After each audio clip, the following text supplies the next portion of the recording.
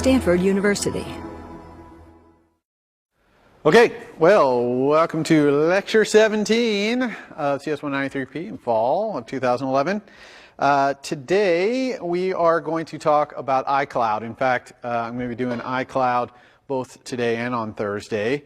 And mostly it's going to be demo as usual, but I'm going to try and work in some other stuff in those demos too, a little bit more advanced usage of some of the stuff we did earlier in the course, and also probably just seeing the iCloud stuff. And as I go through that demo, you'll just get a little more feel for the basic way that we do things in iOS that'll apply to other things that you do. So let's dive right into it unless there are questions to start. Okay, so iCloud. What is iCloud? Basically, iCloud is nothing more than a URL of a shared directory on the network for the user. Okay, its intent primarily is for a user to put their documents or their data, their backups, their files from their apps or documents out there, so that on any of their devices, their iPhone, their iPod Touch, their iPads, they can access that data. Okay, that's the primary intent of it, and we'll talk to you a little bit about other ways we can use iCloud, but that's the main part of this. So, since it's fundamentally this URL of a shared directory, a lot of the paradigms that you're used to access files, you can use. Okay, but there's also some things you have to think about, because it's kind of like you have a file system that could be really slow because you're going over the network. You might be 3G, or you might be out of range of a network momentarily and then come back in range and stuff like that. So you have to think a little bit about latency in the way you do things, and just in general the ramifications of sharing this file, because this file exists out in the cloud and it's shared between all the users' devices, right? So you got to think a little bit about what that means too.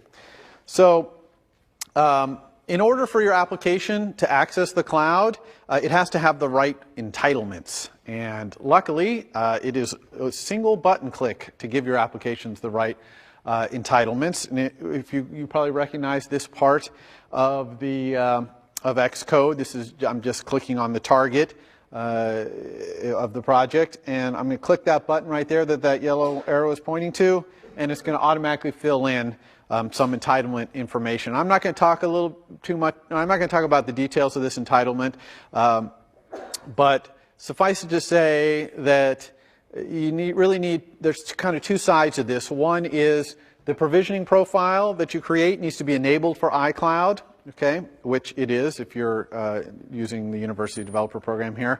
And the second thing is, it's possible to actually have an entitlement for your app to write into the cloud to a place that multiple of your apps that you ship are all writing to. In other words, the cloud, the space in the cloud that you can write is not necessarily just tied to this one app, right? You could ship 3 different apps and they're all writing into the same space in the user's cloud. Okay, so the entitlements kind of manage that hookup. But by just clicking this simple switch, you've created a simple connection. As long as your provisioning profile is enabled for cloud, this app now can write into the cloud URL. Okay. So what is this URL? How do you get this magic URL? And the answer is you get it from the file manager, right? And as file manager, default manager, URL for ubiquity container identifier, nil, and I'm passing a ubiquity and container identifier nil here because I want it to just use whatever Xcode filled in the previous slide when I click those entitlements.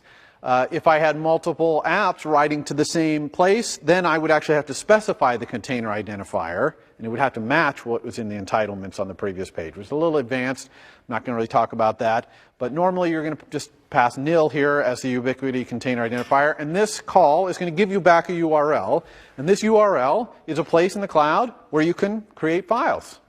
Okay? And if you create a file there, then you'll see it on other devices that are running your app.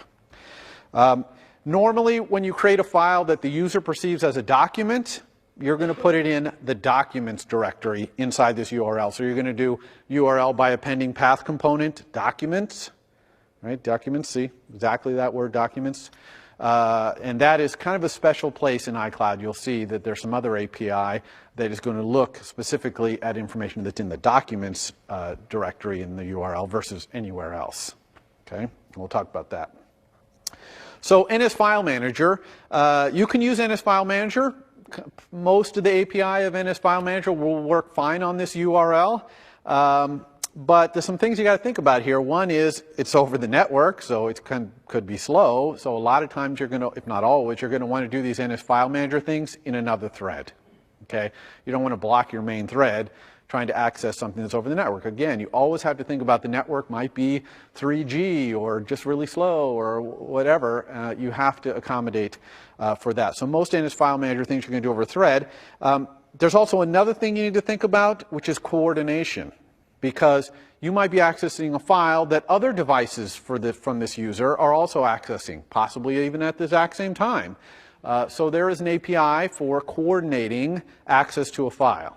Okay, NS File Coordinator is the main thing there. So I'm only going to tell you about that coordination because a lot of times you're going to be doing stuff in the cloud with UI document, the class UI document or UI managed document, which you're all very familiar with. And it does all this coordination stuff for you. Okay, all the access it does to the files. So it's not a lot to do here. So let's talk about these two classes though, NS File Presenter and NS File Coordinator. So NS File Presenter is a protocol. It's an abstraction for something in the UI, like a UI document, that presents a document to the user somehow. Okay, so since it's presenting the contents of that document somehow on screen, whenever that document changes or someone wants to write to it or read from it, the file presenter has to be notified and involved in that, in coordinating activity on that file because it is presenting the contents of that file. So I'm not going to talk about this NS File Presenter protocol because I'm going to show you how to do UI Managed Document instead, which does it all for you. If you wanted to write your own presentation vehicle for showing the contents of a file, then you're going to have to investigate it on your own. And I'll talk about NS File Coordinator in a second. But let's talk about UI Document, which is an NS File Presenter. Okay, it automatically coordinates changes to the document. Right. The primary methods, if you were going to write your own UI document, would be contents for type and load from contents of type. So that's reading and writing the contents of the document. Pretty much the rest of the management of saving, methods that you're used to, like save to URL and open with completion handler, those are all things that UI Managed Document inherits from UI Document and would automatically do the right thing and call these two methods to get the data in and out. So you could write your own UI document by subclassing UI document and implementing these two methods. There's some other stuff you might want to do in UI document related to auto-saving and kind of doing undo management and things like that. But, you know, fundamentally, these are the two methods in UI document. However, if your document's data is stored in a core data database, then, of course, you don't want to use UI document. You want to use UI Managed Document. Okay, which you've all been using, so you all know what this does. UI Managed Document is fully iCloud capable. All right, and when you think about storing a core data database on the network and accessing it from multiple locations, there's some things to think about there, as you can imagine, right? The database might be huge, and you want to have that be efficient access, and it does that, and we're going to see how it does that. Generally, you're going to put your UI Managed Document, you know how UI Managed Document, its designated initializer is init with file URL. That URL is going to be an iCloud URL if you're going to create this document in the cloud. And so you're going to get that iCloud URL from the thing on the previous slide, and then you're going to usually append the path component documents so that you're putting it in the documents directory. You could even put it in a directory inside that directory if you wanted, if you had different kinds of documents or something like that.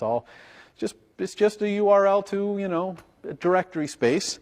But generally, we want to put our documents in the documents directory because that's what that documents directory is for. And you'll see, again, soon the API for doing that.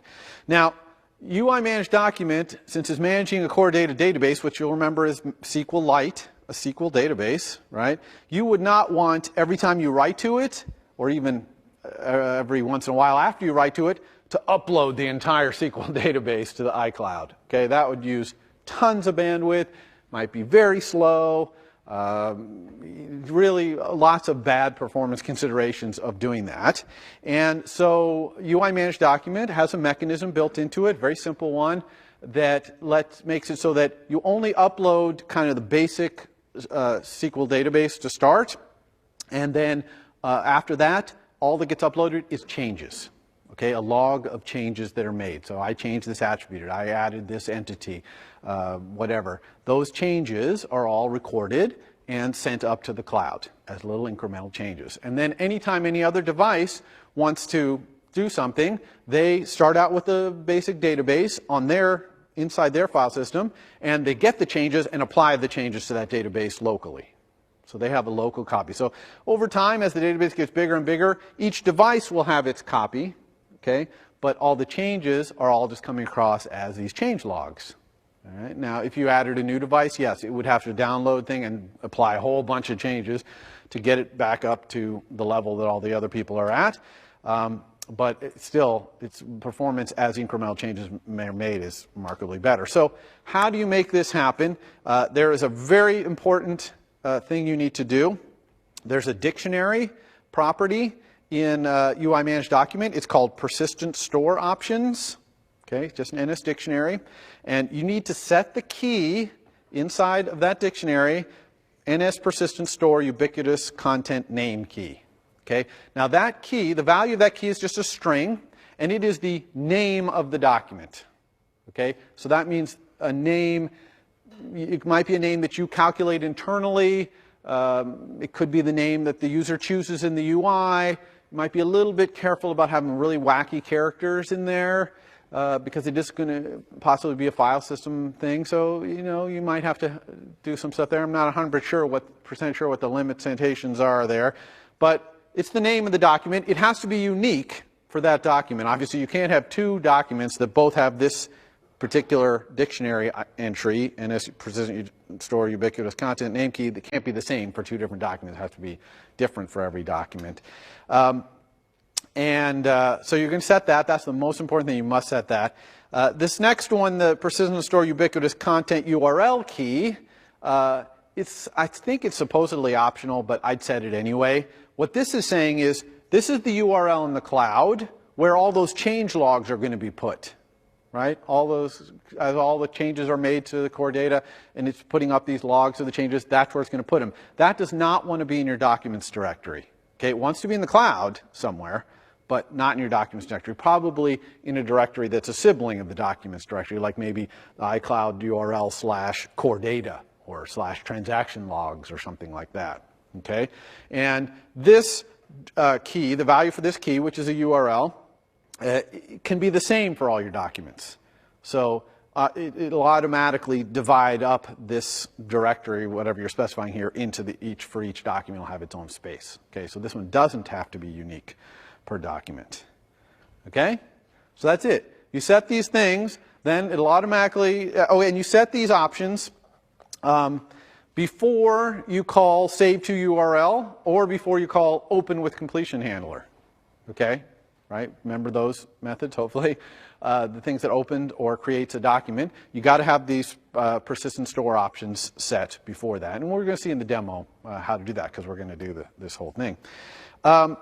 Strictly speaking, when you open a file, a UI managed document out on the cloud, you're really supposed to look, okay, UI managed documents are stored in the cloud as file wrappers. Does everyone know what a file wrapper is? Who does not know what a file wrapper is? Okay, there's a couple people. So a file wrapper is basically the document is a directory, not a file. It's a directory. And inside the directory are all the files that make up that document. Okay? So it's just a way of having complicated documents collected into a directory. Well, when you do this little trick of the change logs, inside the file wrapper, inside the directory that your document URL points to, will be a file called document_metadata.plist. Okay, .plist, you remember, are property lists.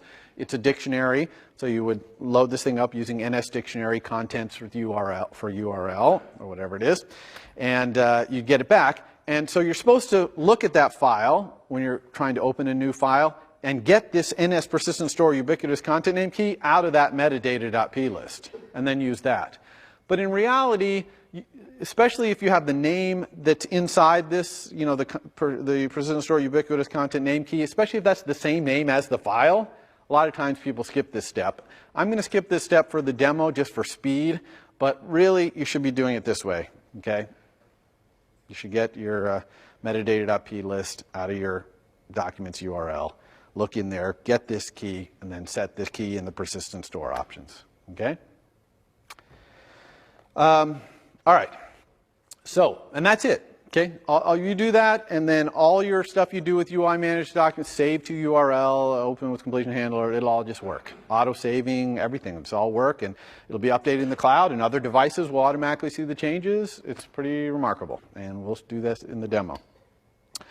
All right, so enumerating what's in the cloud. So now you want to look out and see, well, what's in the cloud? What documents are there out there? Now, you could go get File Manager and start doing enumerate directory or contents of directory, but you really wouldn't want to do that. Okay, and you kind of can see why you wouldn't want to do that, because the cloud is ever changing. Okay, people are, other devices of yours could constantly be updating things. Not likely that it's happening all at the same time, but it could be. So really what you want to do when you want to see what's in the cloud is you want to issue a query with a certain predicate that says, tell me what's in the cloud. And then every time that changes, you want to get a notification. Hey, that query that you asked me to do, the answer has changed. So this is very similar to NSFetch results controller, right?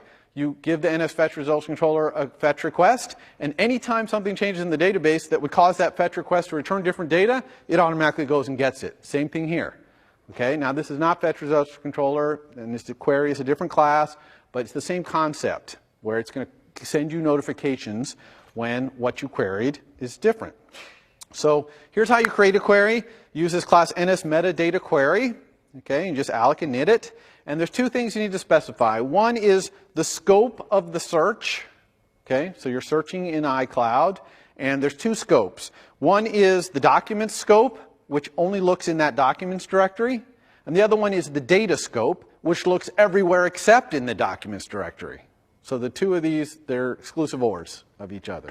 Okay, so usually you're using the document scope when you're trying to present the user a list of his documents that he has in the cloud, and you're usually using the other one when you're trying to find out other data like your core data logs and things like that will all be in the data scope.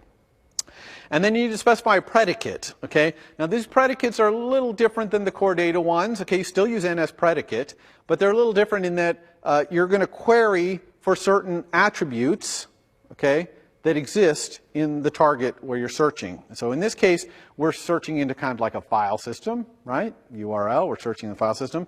So here's a classic predicate that we use.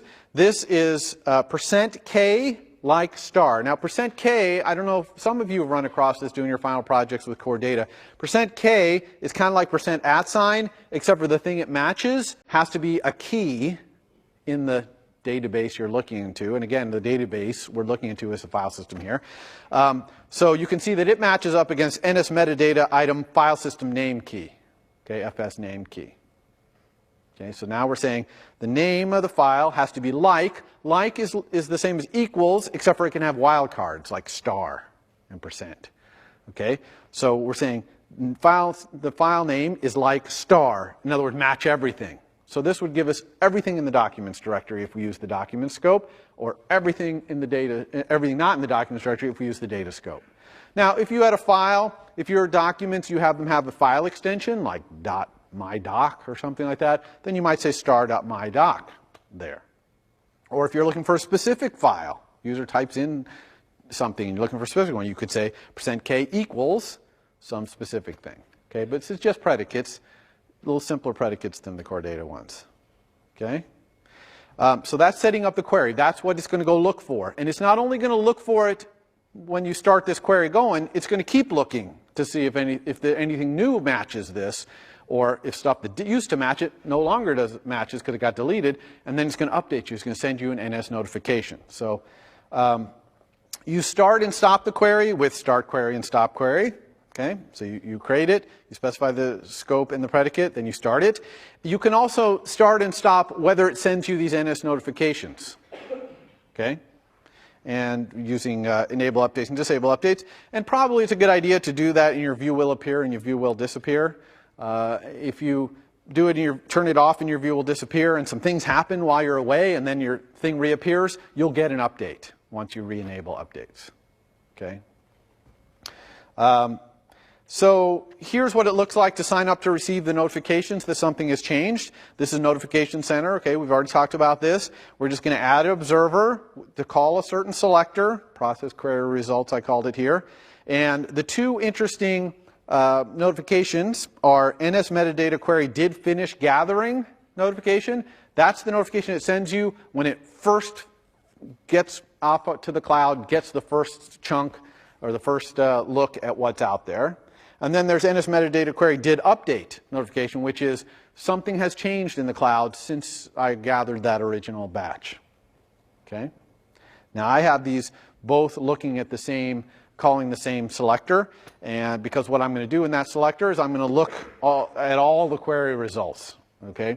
But if you wanted to, you could have them be different, and then when you get did update, you could just try and incrementally change your data structures or whatever. Don't forget when you add yourself an observer anytime to remove yourself an observer in your dealloc.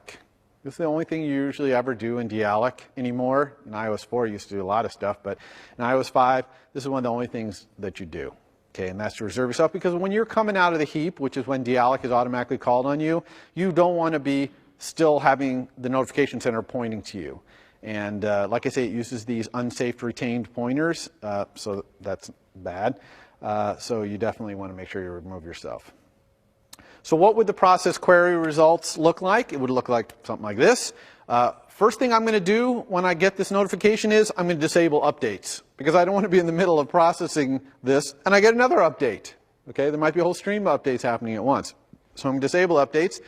Then this is going to look a little weird. You might think, ooh, fast enumeration would be better here. And there actually is API to do fast enumeration. In other words, for NS metadata item, star item in the query results. But you don't want to do it that way for performance reasons. You really want to do it this way, which is to capture the result count by calling result count in the query, and then using for I equals 0 to the result count I++, and then get each item in the query result using this NS metadata item result at index method. Okay? So when you do a metadata query, the things that you get back are these NS metadata item. Now, a metadata item includes, different information in there about the thing you queried for, URLs. One of the obvious ones is the actual URL. So you call this method value for attribute. That's how you get an item out of the NS metadata item. And the one we want is NS metadata item URL key, which will give us the URL of the item that appeared or was already there in the iCloud when we do the query. Okay? Now, once we have that URL, we start doing something with the URL. So if we queried for our documents, here we might be adding documents to some list in a table view, or removing documents, or resetting our list of documents, whatever. One thing to be very careful here, though, is that these are URLs of files. Okay? You do not get URLs of directories here. And your UI managed documents are file wrappers. They are directories. So you are going to get URLs of the things inside your file wrapper here, which can be quite confusing. So what you're going to want to do then is have some code that strips off all the stuff past the end of the document name, right? And it's easy to find the document name because you're just going to look in, build your iCloud documents URL, and then add the name of the file. That's the package.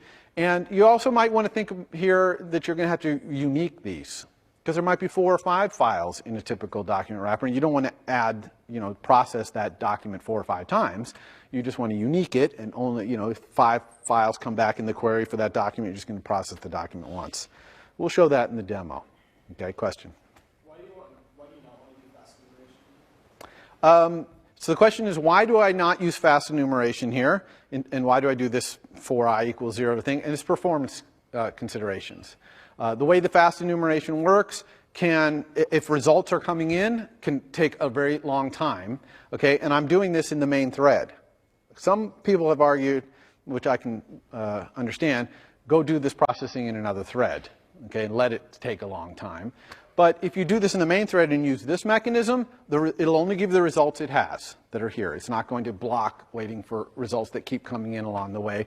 This whole mechanism is not built just for iCloud. It's also built for like Spotlight. You ever use Spotlight searching? You know, it's just constantly giving you more and more results as you as it gets them. And so if you're trying to enumerate through them and they're constantly changing, that can be a performance hit. Whereas if you just say, give me 22 that are there right now, and I'll go through those 22. So then what is disable updates? I thought that. No, disable updates and enable updates, that's about the notifications, okay?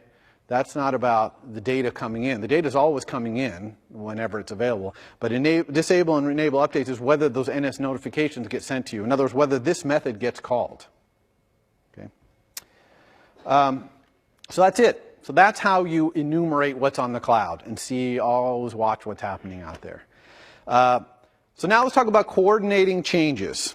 Okay, so this is anytime you're going to use NS File Manager to access these files that you find in the cloud. Now again, if you're using UI Managed Document, opening and saving and all those kind of operations, those are UI Managed Document things. It does all the coordination. You don't have to do any coordination for those. Okay, you do not have to coordinate open and save, things like that. But if you do something like you want to remove a document from iCloud, and you're going to use NS File Manager's remove item at URL, for example, you need to coordinate because someone else, some other device for that user might be have that file open, and it needs to know, it needs to be involved. So one thing about any of this access that you're going to do coordinated, it has to be done outside the main thread, okay? Because these things could take a while to get all the coordination to happen. If there's multiple devices going right now for this user, it could take time. So here's what it looks like to do the file coordinator. You create a file coordinator, use alloc init with file presenter. Now, the file presenter argument there is if you are a presenter, like you're the UI managed document and you are going to do some coordinated thing, you don't have to be involved in the coordination because you are the one asking to do something to the file. So that's why you specify yourself. Here, if we're like removing a file or we want to read a file out there, we are not presenting the file. We're just reading it or deleting it or whatever. So we're going to specify nil. In other words, all file presenters are going to be involved in the coordination here. Anybody who coordinates this file is going to be involved. Who presents this file, rather, is going to be involved. So then there's just a bunch of methods like coordinate reading item at URL. You pass it the URL you want to read. You pass some options, which you can go look up what the options are. You pass a return value to get any errors. And then you pass this block, okay, that takes a URL as the argument. That URL that gets handed to your block, that's the URL you need to use to read or write or do whatever you're doing. Okay, that URL is a coordinated URL. Okay, you don't know what the URL is, you just know it represents the same thing you passed in, but it could be a different URL, and that's the one you want to use here. Okay? So you would then do your NS File Manager, remove whatever at URL, new URL, or URL to use. Okay, not your original URL. Does that make sense? So you can think of the coordinator as checking with all the other file presenters out there, make sure it's all good, maybe locking the file, getting them to close their file if you're trying to coordinate for deleting, for example, which is one of the things you can do. And then once everything's set, then they'll give you a URL to delete that thing. Okay? Now, you might delete it, and then all the presenters might have still a copy of the old URL with pending instructions to shut that thing down. Okay? That'd be a better performance to do that. It kind of depends on what operation you're doing. This NS File Coordinator reading options, there's also NS File Coordinator writing options. For example, one of the writing options is writing for delete. I'm going to delete this file. So tell all the other presenters this file's going away. So there's about 5 or 6 different coordinate reading, coordinate writing. You can even coordinate multiple reads and writes at the same time. Okay, there's like coordinate reading item at URL and writing at URL. So you can go look at the file coordinator stuff. And you do need to do this if you're going to access a file, any file, in the cloud. Okay? Unless you're accessing it through UI document API. Then it'll do the coordination. Okay, and we'll do this in the demo too. Okay, document state. So you all know about UI document state. It's more important to pay attention to the document state than it was in your assignment, for example, when you were all your document was local. In fact, there's two states especially that are more likely to occur now because of this latency and shared access. One is editing disabled. Okay, your state could go into the state editing disabled. And another interesting state is in conflict. All right, so let's talk about those. The saving error state also can happen more often. And when you go into the saving error state, you might want to try and resave again. Okay, you tried to save, you got a saving error. Maybe you tried to save over the cloud and the network disconnected in the middle or something like that. Couldn't save it, or someone else was saving at the same time, and so often you just want to try again.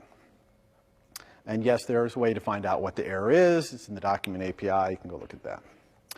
But let's talk about conflict and editing disabled. So what is this this document state in conflict? Okay, well, imagine that I have my iPad here and I have my iPhone, and I go and I have a document that's in the cloud, and I go out on my phone and I make some changes to that document, okay, and I save it, but I don't have any 3G service. I'm out in the middle of nowhere. It couldn't actually update to the cloud. Okay, I forget about it. I come back to my iPad, I make some other changes to that document, okay, and I save it to the cloud. Okay, this one, let's say, is connected to the network. Boom, it goes up to the cloud. Now this phone, I drive back into the network service, and boom, it tries to update the cloud. Those two documents might conflict, okay, because you made two different edits that went up to the cloud, one before the other, and now it's conflicting. So what do you do in that case? What happens is iCloud keeps all the versions, keeps the version from the phone and the one from the iPad 2, and it will set your document into this state of being in conflict, and you have to resolve that conflict. Now, how do you resolve that conflict? It's going to give you an API to look through all those versions, okay, and figure out if you want to merge the changes from two versions, or you just want to take the latest version. You might get the user involved, possibly, although you should try not to get the user involved. If you can figure out how to resolve the conflict yourself, you should. And if it's core data, you got a lot of tools to do that, which you'll see in the demo, where you can basically merge changes. Core data knows how to merge changes. As long as you're not changing the same attribute on the same object, it can do merging pretty well. But if you have a more complicated document, you might have to semantically understand what the two changes were and how to resolve it. Once you've resolved all the conflicts, you should delete all the old versions, the versions that you're not going to use. Keep only the current version. Well, first you're going to mark all those old versions resolved, and then you just delete them, okay, because they're just wasting disk space. Like the one from the phone, if you're not going to use it, or if you've already taken the changes out of it, you can now delete that old version. So we'll see in the demo briefly. I'm just going to give you kind of a simple conflict thing, which is just going to take the newest one and forget all old changes.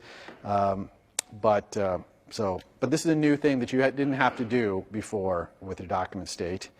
And then the editing disabled state, you got to pay more attention to that because it's going to be less transient that your editing is going to be disabled. And basically what you want to do here is, if the user tries to save a change and editing is disabled, don't do it. Okay, don't make the save. Now, you got a choice then. You could put up an alert to the user saying, sorry, can't save right now. Depending on what your document is, you could maybe, do a perform after delay and try again in 10 seconds. Okay, a lot depends on what your user experience is and what you think the user would expect if the document is currently in a state where it can't be edited. Okay, now this state is not going to last for hours or probably not even for minutes. It's usually going to be seconds. But still, you should pay attention to editing disabled document state. Now, the document can move in and out of these states, as time goes on when other devices are used. So you really need to be signing up to watch the document state. And I'm going to show you how to do that in the demo, so that when it moves into one of these states, you get notified and you can do something about it. Okay, it's just an NS notification, anything else. A couple of last things about iCloud before we get into this demo. And this demo is a long demo. This is a 2-day demo, so you're going to see a lot of stuff in here. One is moving a file to and from the cloud. All right, so I think it's a pretty good UI for the user, for most documents, if you truly have a document-based app, to allow them to specify whether they want their document on the cloud or not. Okay? They might just want it on this device only. I only ever want this document on my iPad. I never want it on any of my other devices. Okay? So how do you do that? And the answer is there is one method in NS File Manager that lets you move a file from or to the cloud. Okay? Back or forth. You choose which one you want.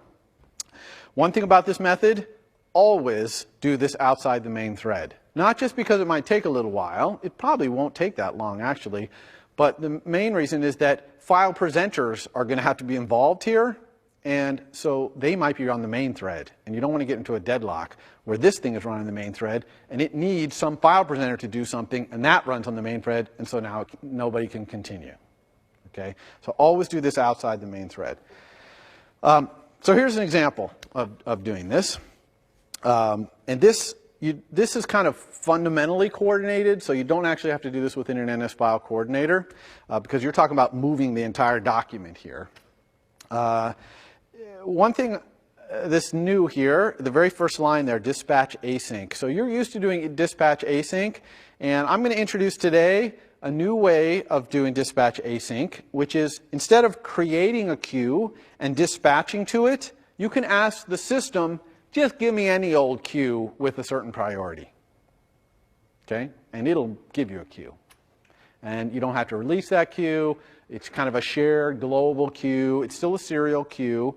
And this is what the API for that looks like. You say dispatch async, dispatch get global queue, and the argument there is the priority. And so there's the default priority, there's a background priority, there's a low priority, and there's a high priority. Okay, those are your 4 choices of priority.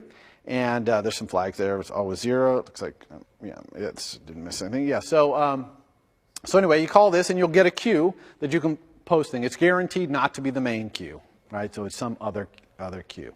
So this is really, I didn't show you this before because I wanted you to learn how to create your own queue, you know, dispatch async to it, release it later, etc. But this is really how you do it if you just want to fire off a piece of code onto another thread. Okay, question?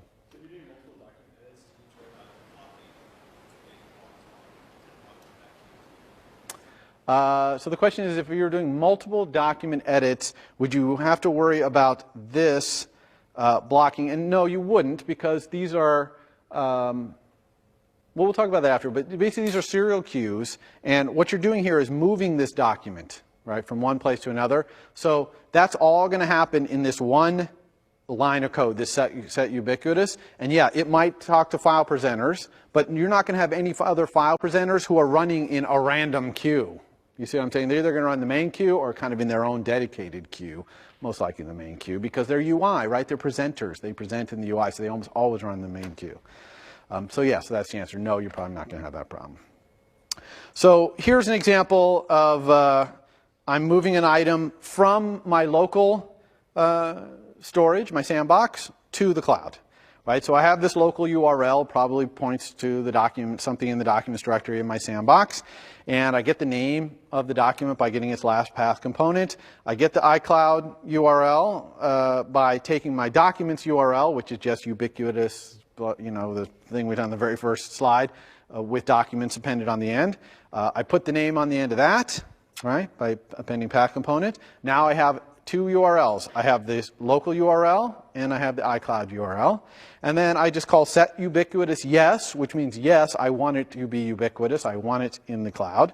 Item at URL, that's where the thing currently exists. Destination URL is where in the cloud I want it. And then, of course, it'll report errors back to you. Okay, simple as that. And you can do it the other way around, too. You have something that's in the cloud, you can say set ubiquitous no.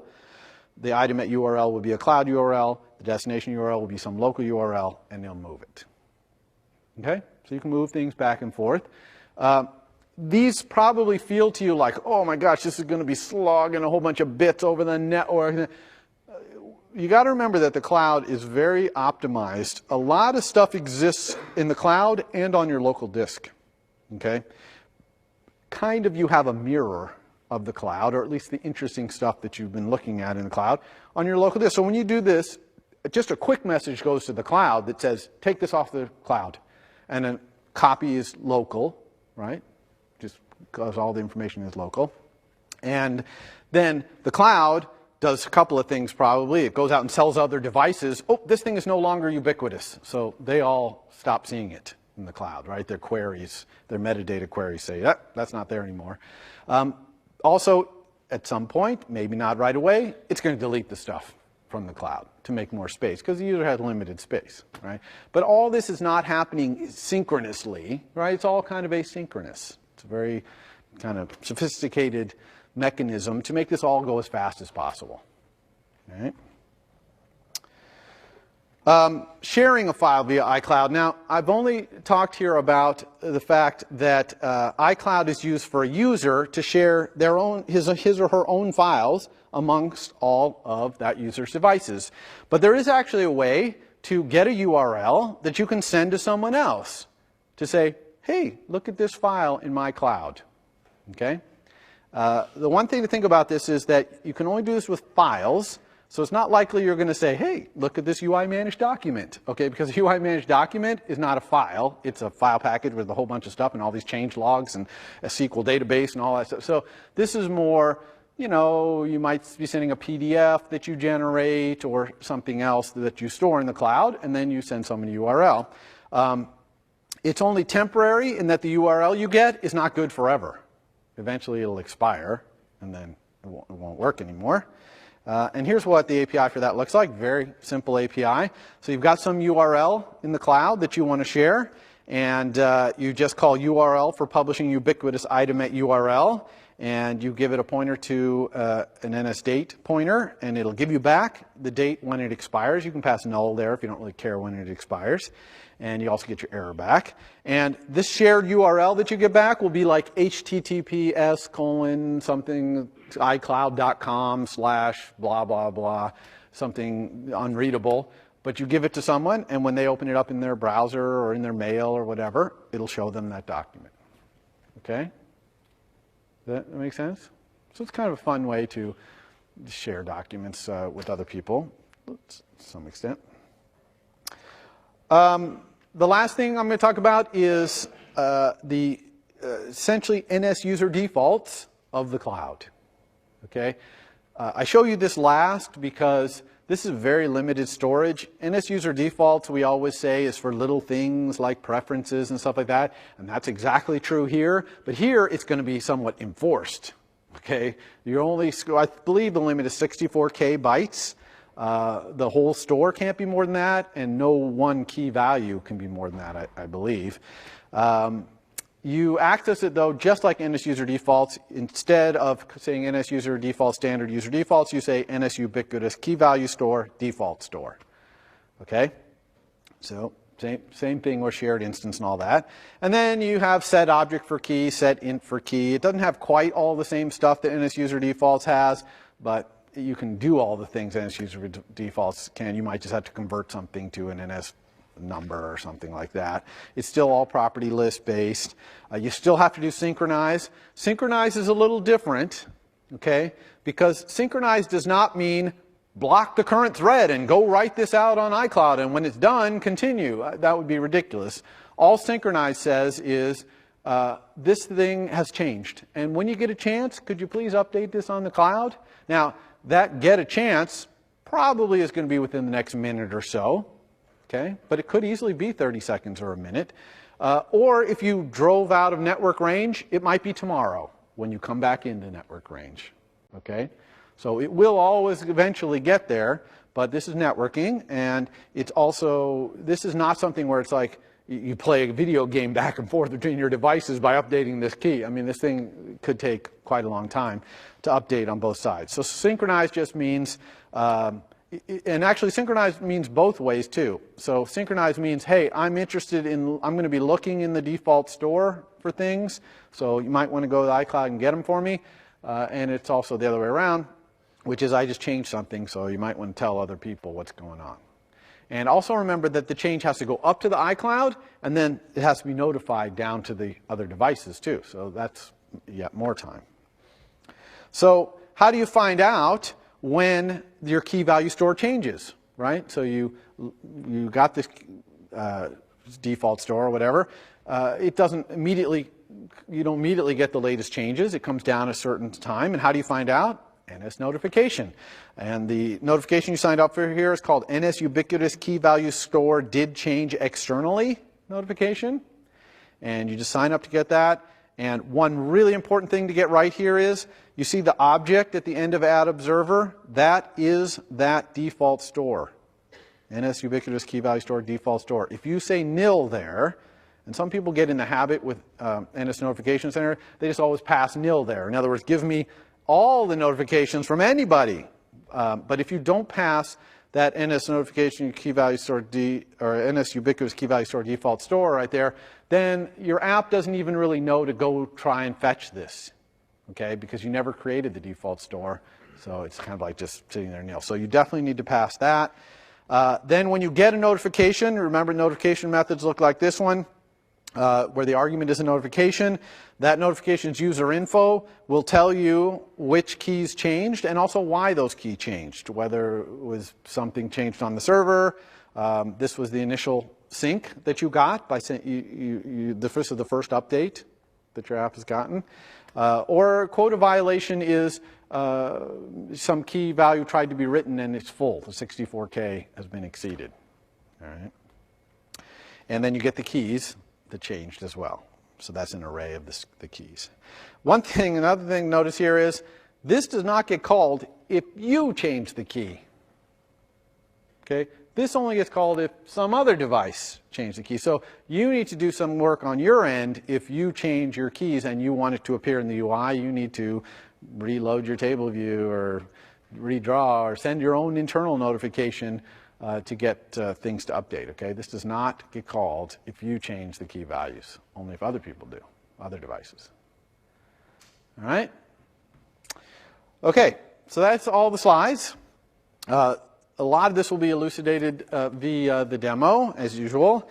And this is a big old demo because it's not just iCloud stuff. I'm going to talk about some other stuff along the way.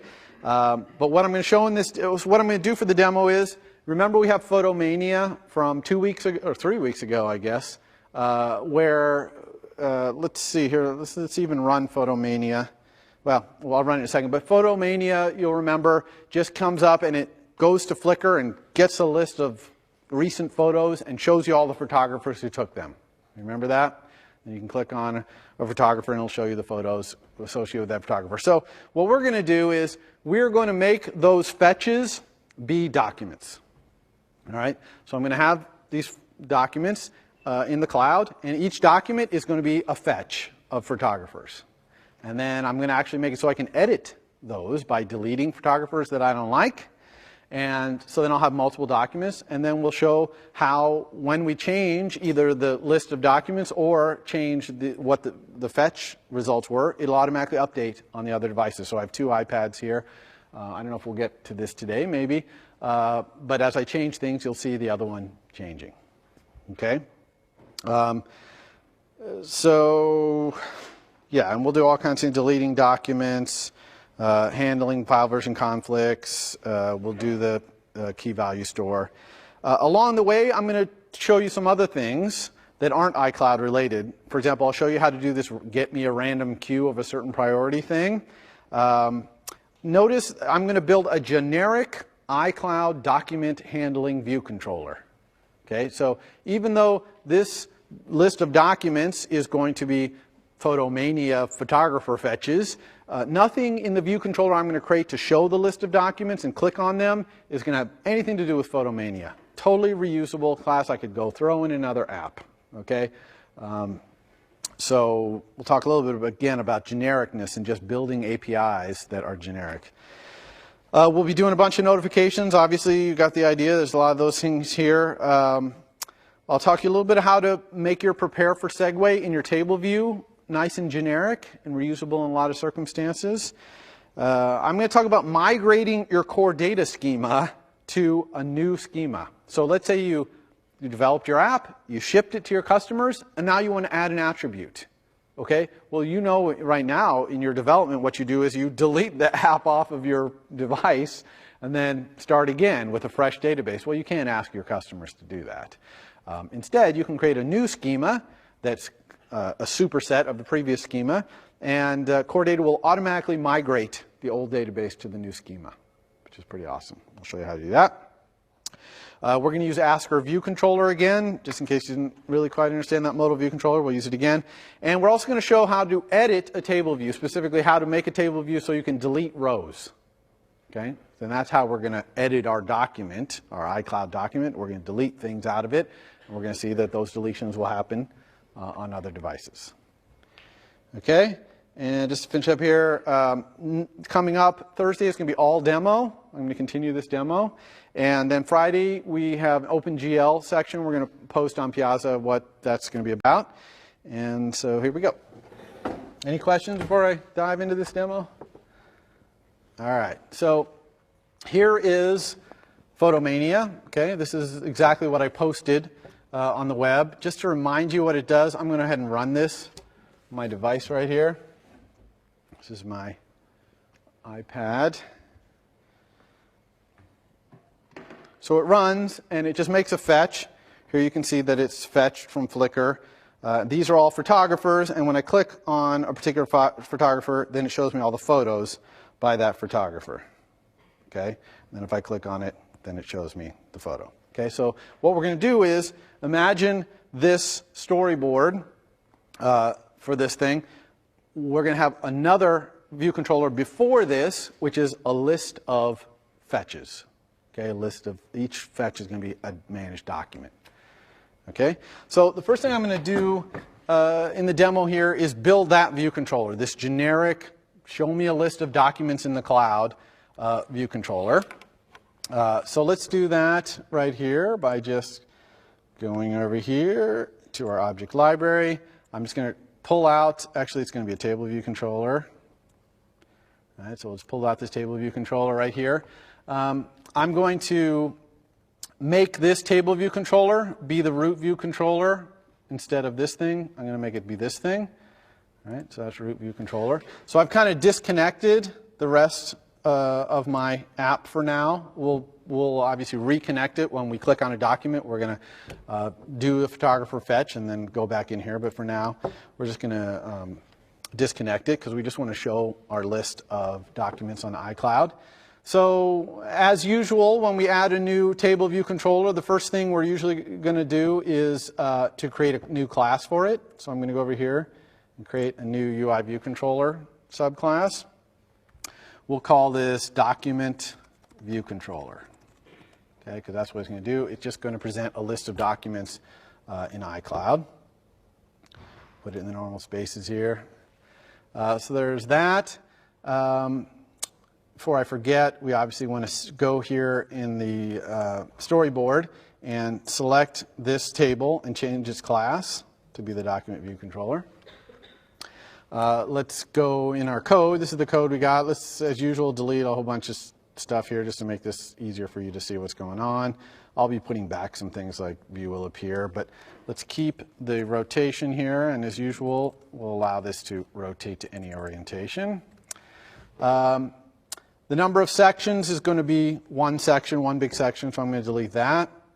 We'll keep number of rows and section. We'll implement that. We'll implement cell for row and index path. We're also going to keep this method right here, which is commit editing style. That's how you make an editable table view, so we're going to keep that one. We're not going to make our rows movable, though, so we'll get rid of those. And we're going to use segues instead of did select row and index path, so we don't need that. Let's see, what else we need to do here. Let's go back to our storyboard here and look at our cell type here. So we have this cell. I'm going to make this cell be subtitle, and we'll call it, what is this? This is a document cell, basically. And we got to match that up with our code. Call that right here, document cell. So these are all things hopefully you're familiar with. We're just creating basically the infrastructure of a new table view controller. So the next thing I'm going to do is create my model for this view controller. It displays an array of documents, so I'm going to have my model be an array of documents. Okay, I'm going to have it be private. Okay, I could make this public actually, but I'm going to make it private for now. I can always go back and publicize it later once I'm happy with whatever my model is. Sorry about that. My mouse clicking here is good. So this is just going to be a property, non-atomic, strong, NS array, documents. Okay, this is an array of NS URLs. Okay, so we need our synthesize here. Now, let's go ahead. Now we have our model. We can implement our table view data source right here. So what's the number of rows? That's just going to be number of documents count. Okay, simple. And then configuring the cell, also easy. We're just going to say that first let's get our NS URL, the URL that was selected in the table, and we'll just get that by doing self.documents object.index, indexPath.row. Right? Our model is an array of NS URLs, so we'll just get the one. And then let's have our text label text be, let's say, the URL's last path component. So I'm going to have the URLs of my documents be such that their last path component, this is probably okay design, but for the demo it's really easy. We'll just have that always be the name of the document. That we can always get at the document's name very easily by doing that. And then the other thing I want to do is I want to override my setter of my model to update, to reload my table view. Okay, that's something that in general is a good idea. I also want to make sure that anytime the documents are set, I want to sort them. Okay, so I always want my documents alphabetically sorted. And this gives me an excuse to take a little diversion from iCloud and talk about how we use a block in an API, right? That is not related to GCD or anything like that. So here's a way that if you have an array, you can get a sorted version of the array. So I'm just going to say the documents equals the documents sorted array using comparator. And you see this comparator right here? That's a block. Okay? And so this block has to return an NS comparison result, which is either NS ordered descending, NS ordered ascending, or NS ordered the same. And it just takes two objects. Now, I know my array is an array of URLs, so these two arguments are going to be URLs. So look like comparison result, NS URL, URL1, and NS URL, URL2. Okay? So I have to make this block. Oops. And what do I need to do in here? Well, this block returns an NS comparison result, so I need to compare these two URLs and return an NS comparison result. Well, I want these URLs to be ordered by their last path component, right? Because that's the title of these URLs, that's the title of these documents. So I'm just going to return URL1's last path component. In fact, I think there's even a better way to do that. Yeah. Okay. Case insensitive compare URL2's last path component. Okay. So case insensitive compare, it just compares two strings case insensitively and returns a comparison result, which is exactly what we want right here. So by doing that, one line of code or two lines of code, boom, and sorted this array. Even though it's an array of URLs, and how do you compare them, blah, blah, blah. We just used a block to reach in there, get the strings of their last path component. Voila. Okay, so now that I have my documents, I'm going to do another interesting thing here. A lot of times we would say if documents does not equal documents, then set the document, right? Just because we don't want to do extra work. But really here what I want to say is even more than that. I want to say if the documents is equal to this documents that was passed in, actually if it's not equal to, right? Then I'm going to set the documents equal to documents, and I'm going to update my table view. Okay? So this way, if I pass the exact same list of URLs, okay, even if the URL objects themselves are different, even if the arrays that I passed in were a different order or whatever, once I sorted them, if it's the same list of URLs, then it's not going to do any extra work. Okay, so sometimes I just wanted to point out here that this is not always just underbar documents does not equal documents. Be a little careful there. think that's all I was going to do there, yeah. All right, so now the next thing we want to do is populate this documents with this NS metadata query of what's in the cloud, right? So let's do that.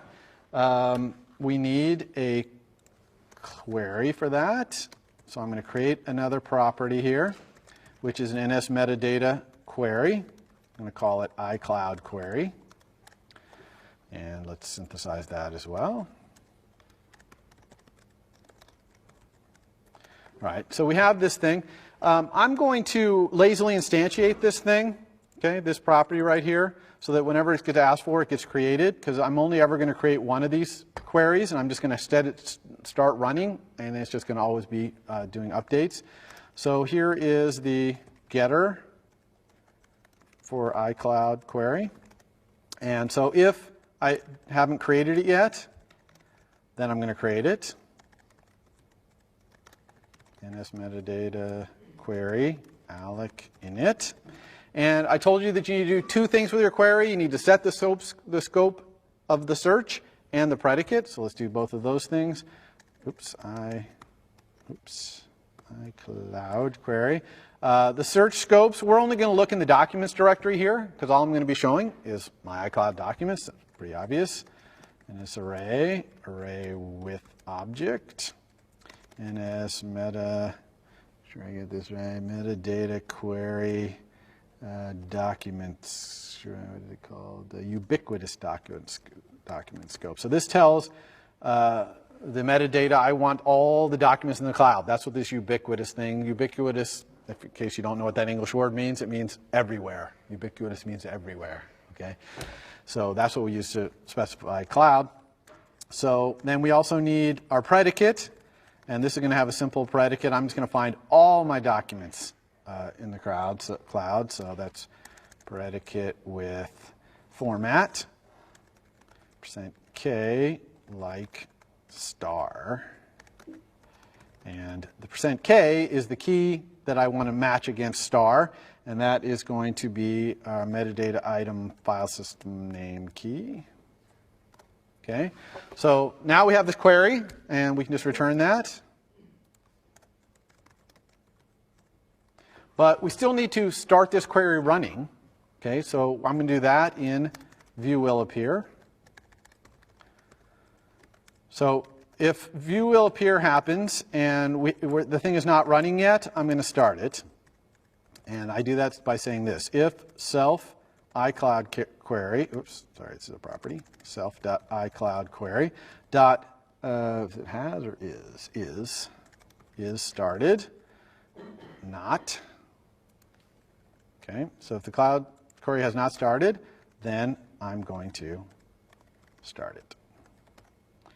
Okay, now starting the query does automatically enable the updates.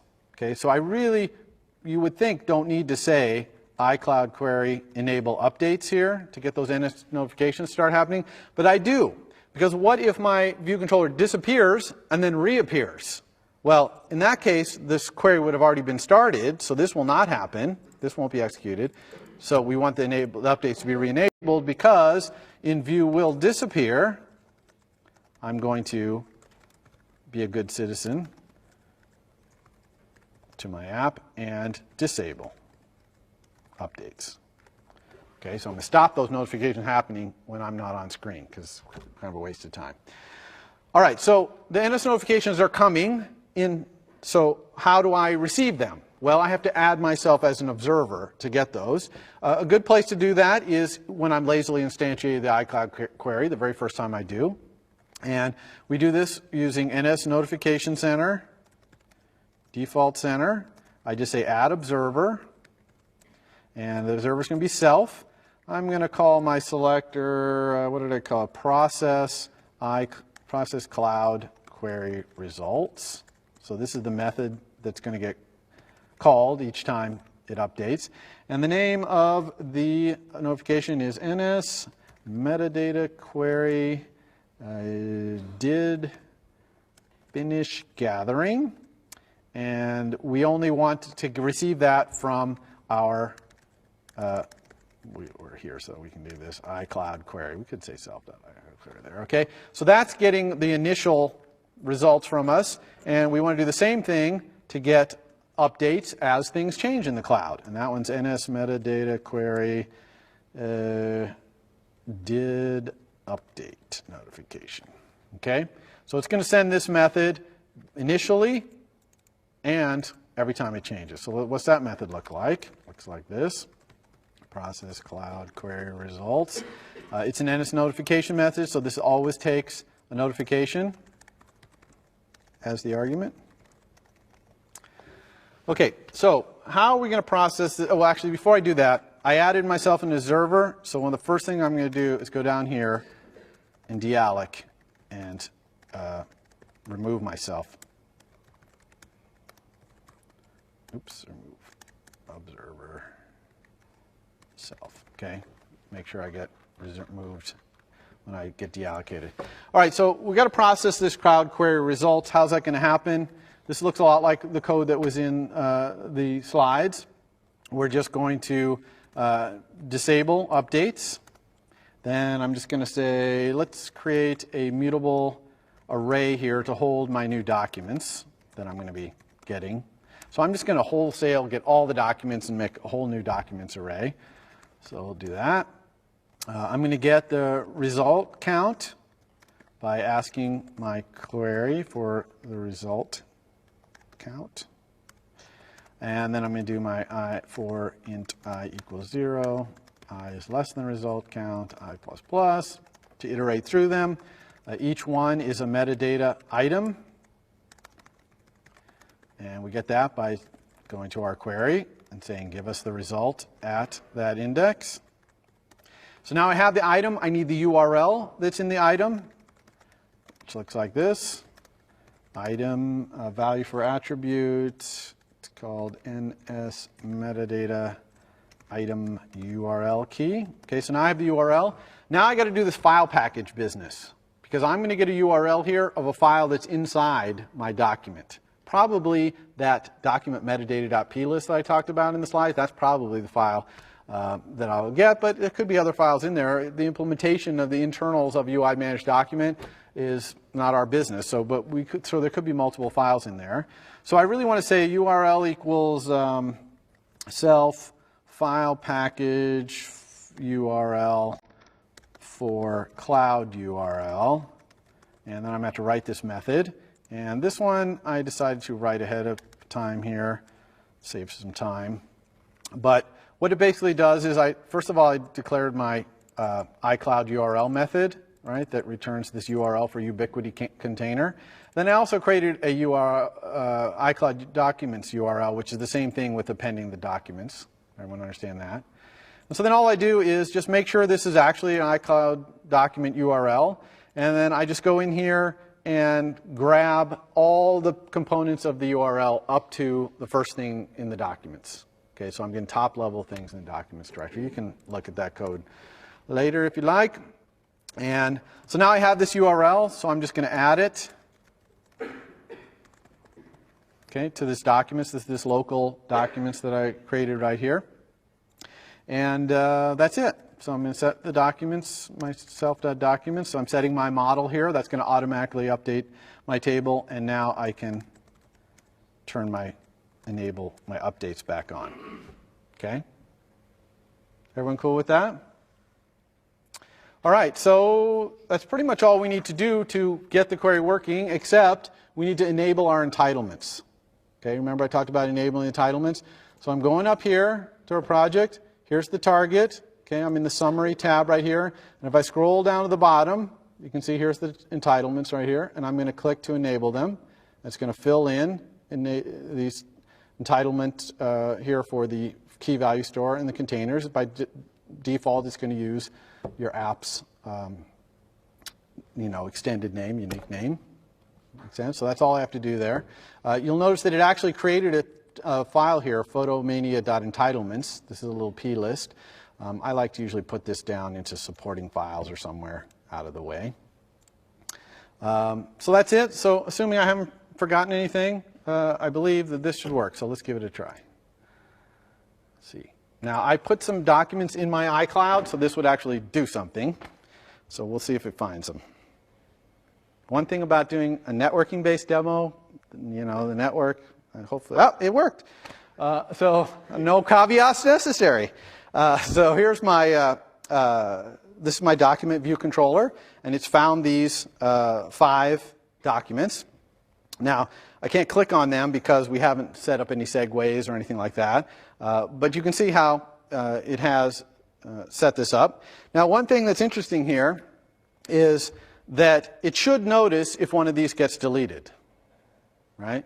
Because we have set up the URLs and all that. So let's try that. I have another iPad over here, which I can show you. So here's another iPad. So I have another version that's a little more advanced. It's showing the same thing from the iCloud. And so if I delete one over here, so let's say maybe we'll delete this one. Hopefully, it should update over on the other one. And again, this is happening over the cloud, so it takes a little while to come up, come back down, but voila, there it is. Okay? So now we're talking about keeping in sync the high-level list of documents that are in the cloud. Okay? The next level we need to do is be able to keep in sync the contents of the documents. So these documents over here have data in them. And if I went into here and delete something, right, like this, then if I could open it up over here, which we haven't done the segue yet to open these documents up, you'd want it to delete over there. So that's what we're going to do on Thursday. Okay, show how to keep the contents of the documents instead of just having it so that when we delete them at the top level, it does it. Okay? So that's pretty much a good stopping place right there. And we'll continue this on Thursday. I'm here today. If you have any questions afterwards, feel free. For more, please visit us at stanford.edu.